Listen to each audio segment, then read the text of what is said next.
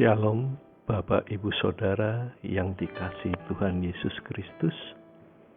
Selamat malam, salam sejahtera buat saudara semuanya, dimanapun Anda berada.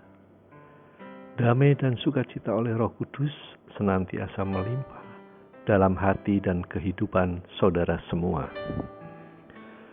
Saudara yang dikasihi Tuhan, ayat renungan malam hari ini kami ambil dari Matius pasal 13 ayat yang ke-30. Demikian firman Tuhan. Ketika gandum itu tumbuh dan mulai berbulir, nampak jugalah lalang itu. Maka datanglah hamba-hamba tuan ladang itu kepadanya dan berkata, "Tuan, bukankah benih baik yang Tuan taburkan di ladang Tuan? Dari manakah lalang itu?" Semenjak saya memasuki pensiun, satu kegiatan saya adalah bercocok tanam. Saya mencoba menanam di halaman belakang yang cukup lumayan, tidak terlalu luas, tapi tidak juga terlalu sempit.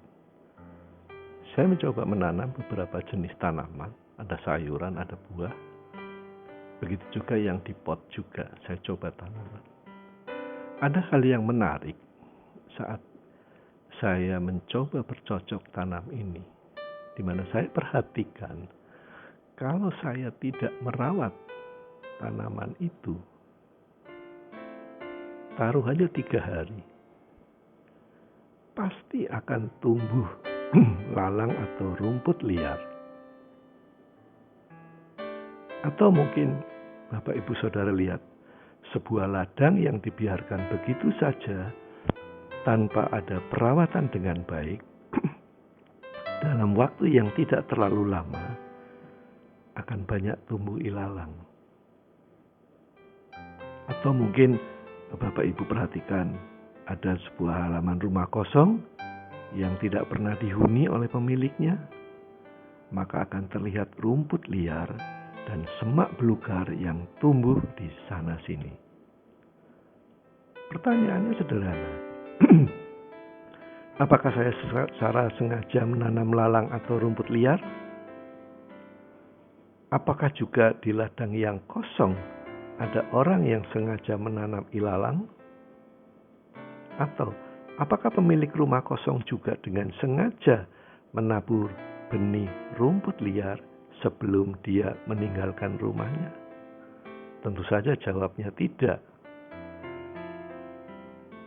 Kita coba belajar dari hukum alam ya. Jika kita tidak menanam dan merawat tanaman pada sebuah area tanam dengan baik, maka yang muncul adalah ilalang, rumput liar, dan semak belukar. Dan itu menandakan ada hal-hal yang buruk timbul. Dalam kehidupan kita pun berlaku hal yang sama.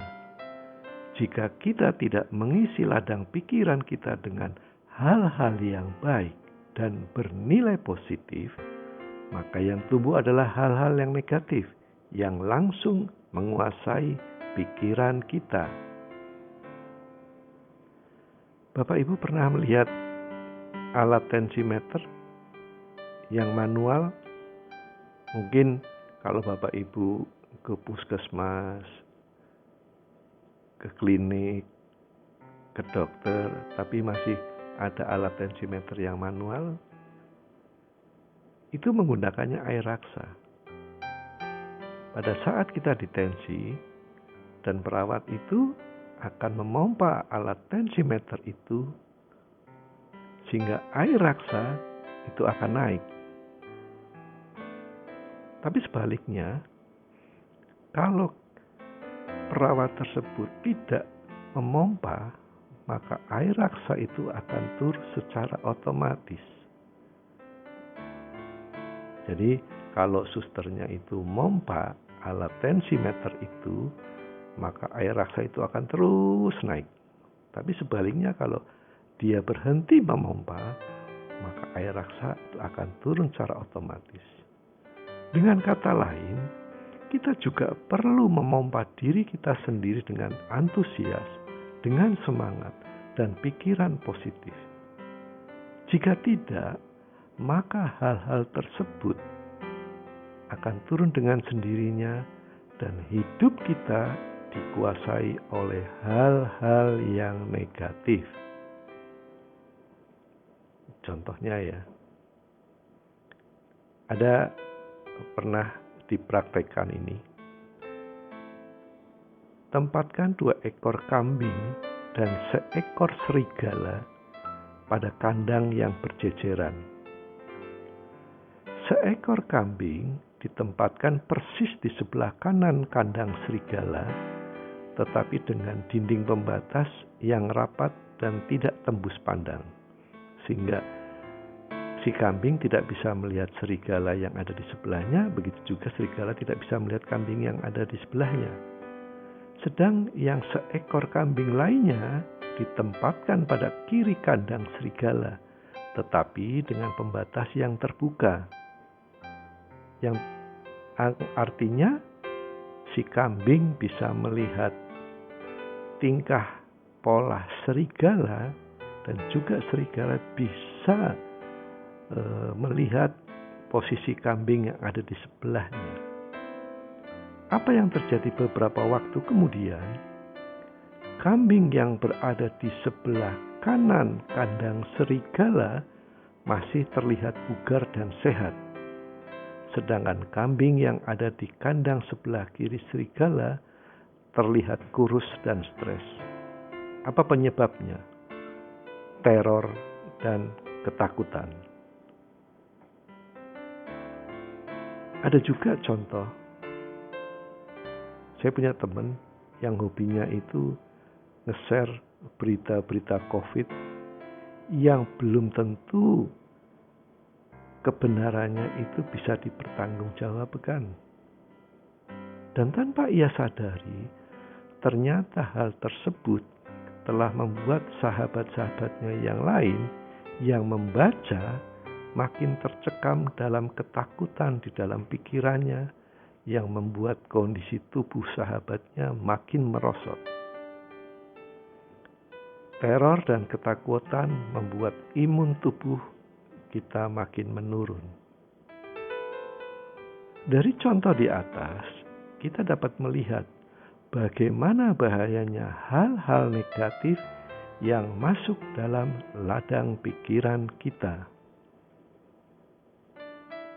Di dalam Matius 13 ayat 28-29 dikatakan, jawab Tuhan itu, seorang musuh yang melakukannya. Lalu berkatalah hamba-hamba itu kepadanya, jadi maukah Tuhan supaya kami pergi mencabut lalang itu? Tetapi ia berkata, jangan, sebab mungkin gandum itu ikut tercabut pada waktu kamu mencabut lalang itu. Mengapa? Di dalam ladang pikiran kita, hal-hal yang positif akan senantiasa berdampingan dengan hal-hal yang negatif. Karena itu berfungsi sebagai kontrol diri kita. Contoh, saat melihat orang kecelakaan, antara niat menolong dan membiarkan ada pada hati dan pikiran kita, bukan? Satu hal, pengen nolong, satu hal lagi, enggak lah, daripada nanti repot urusannya. Atau pada waktu kita berteman, di dalam tatanan kehidupan kita bersosialisasi, kita perlu teman. Pasti akan pernah bertemu dan berbenturan dengan orang yang tidak sejalan dengan kita. Contoh aja, kita punya tetangga tetapi sukanya bikin gosip, bikin jengkel, tentu saja. Atau begitu juga dalam iman kita kepada Yesus. Di sekitar kita begitu banyak yang tidak tahu, bahkan tidak mau menerima Yesus sebagai juru selamat. sekalipun kita sudah mencoba menyampaikan kabar keselamatan itu, apa yang ada di benak kita? Pertanyaannya cukup sederhana. Apakah kita perlu saat kita berhadapan dengan orang-orang yang model seperti itu dan kemudian tidak sejalan dengan kita, kemudian kita membinasakan orang tersebut agar hidup kita bisa benar di hadapan Tuhan? Tentu saja tidak. Amsal 27:17 katakan, besi menajamkan besi, orang menajamkan sesamanya. Di dalam Matius 13 ayat 30, firman Tuhan katakan, biarkanlah keduanya tumbuh bersama sampai waktu menuai. Pada waktu itu, aku akan berkata kepada para penuai, kumpulkanlah dahulu lalang itu dan ikatlah berberkas-berkas untuk dibakar. Kemudian kumpulkanlah gandum itu ke dalam lumbungku.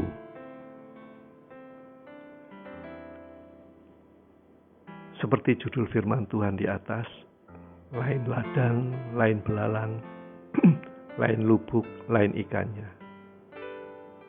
Disinilah Tuhan memberi peran kepada kita untuk mengolah ladang lewat pemberitaan kabar keselamatan kepada setiap orang di lingkungan yang diibaratkan sebagai ilalang. Kadang kita berpikir, kenapa Tuhan tidak menjadikan semuanya gandum? Tuhan kan punya kuasa dan kedaulatan. Benar enggak? Tetapi dari firman Tuhan inilah kita sedang diajar untuk melihat sekeliling kita seberapa banyak ilalang. Sekaligus diajar mengolah ladang pikiran kita dengan tetap menanam dan merawat hal-hal yang baik, sehingga tidak terkontaminasi dengan hal-hal yang negatif. Dengan demikian, kita makin tahu mengapa Tuhan tidak menghendaki ilalang dicabut terlebih dahulu. Sebagai firman penutup, kita akan baca di Filipi 4 ayat 8. Jadi akhirnya, saudara-saudara, semua yang benar, semua yang mulia, semua yang adil, semua yang suci, semua yang manis, semua yang sedap didengar, semua yang disebut kebajikan dan patut dipuji, pikirkanlah semuanya itu. Tuhan memberkati.